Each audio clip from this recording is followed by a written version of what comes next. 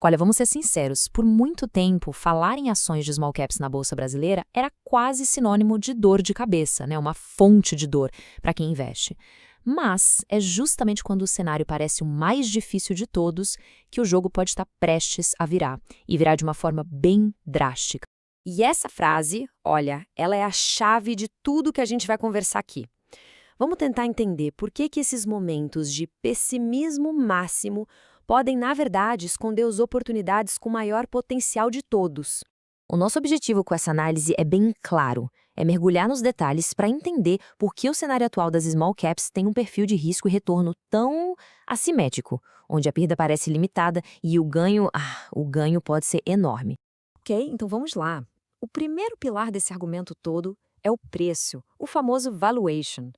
Vamos dar uma olhada no que os preços de hoje estão, de fato, contando para a gente sobre essas empresas.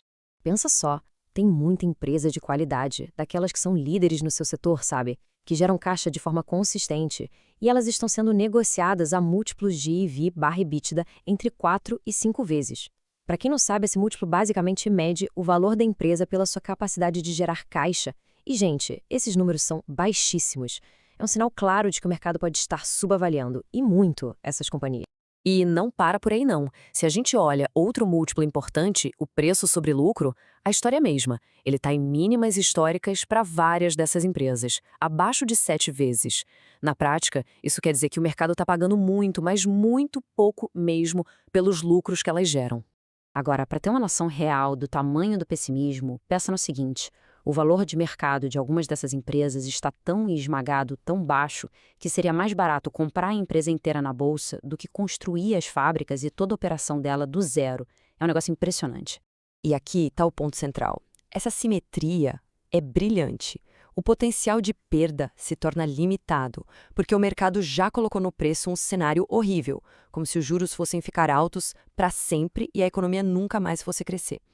Por outro lado, o potencial de ganho é gigantesco. Qualquer notícia, por menor que seja, um pouquinho melhor que o esperado, pode destravar um valor enorme. Beleza, agora vamos para um segundo fator. Um que nem todo mundo fala, mas que funciona como um tipo de combustível escondido. Vamos ver como essa onda de pessimismo acabou criando um gatilho muito poderoso.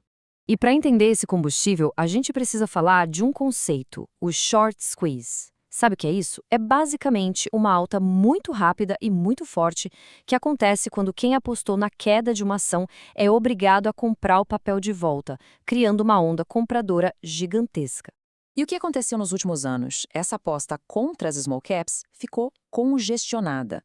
Muita gente, muitos fundos apostaram na queda, chega um ponto em que quase todo mundo que queria vender já vendeu. Isso não só limita o quanto mais o papel pode cair, como cria um risco danado para quem está vendido. E aqui a gente vê essa reação em cadeia. Não precisa ser nenhuma notícia espetacular, não. Basta um resultado um pouquinho melhor, uma surpresa pequena e pronto. Esses vendedores são forçados a correr para comprar as ações e zerar a posição. E essa corrida para comprar é o que pode disparar uma alta violenta e super rápida. Agora, vamos olhar para o gatilho principal, aquele que pode, de fato, dar a partida em toda essa virada, a taxa de juros. Se tem um fator que explica tanto a queda brutal quanto a possível recuperação, é este aqui. As small caps são, por natureza, muito mais sensíveis aos juros. É simples, elas dependem mais de crédito para crescer e o valor presente dos seus lucros futuros sofre um impacto muito maior quando a taxa de desconto, que é baseada nos juros, está lá em cima. E o mais interessante é que o efeito não é igual para todo mundo. Uma queda nos juros beneficia as small caps de uma forma desproporcional. É um impulso muito maior para elas do que para as grandes empresas, tanto nos lucros quanto no preço da ação. Então, quando a gente junta essas três peças do quebra-cabeça, o preço lá embaixo, as posições vendidas e o gatilho dos juros, começa a se desenhar um cenário de investimento bem raro, bem único. Então a tese central é essa. A gente tem um piso de valuation que ajuda a limitar as perdas, uma mola comprimida de posições vendidas prontinha para disparar e um gatilho claro no horizonte que é a mudança no ciclo de juros. E isso nos lembra de uma regra de ouro do mercado. As grandes viradas, as grandes oportunidades, elas costumam ser capturadas antes de tudo ficar óbvio. Quem fica esperando o céu ficar azul e o jornal dar a boa notícia geralmente chega tarde e paga bem mais caro.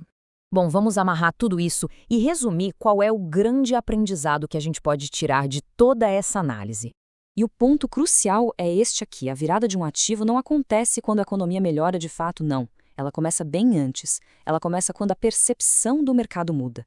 Quando os investidores começam a achar que, ok, o pior já ficou para trás, mesmo que os números ainda não mostrem isso claramente. E para fechar, fica aqui essa reflexão. Aquele cenário que parece perfeito, sabe? Tudo claro, sem risco aparente, todo mundo otimista. Esse geralmente é um ótimo cenário para vender. A verdadeira oportunidade, muitas vezes, mora na incerteza. É ali que o risco já foi todo para o preço.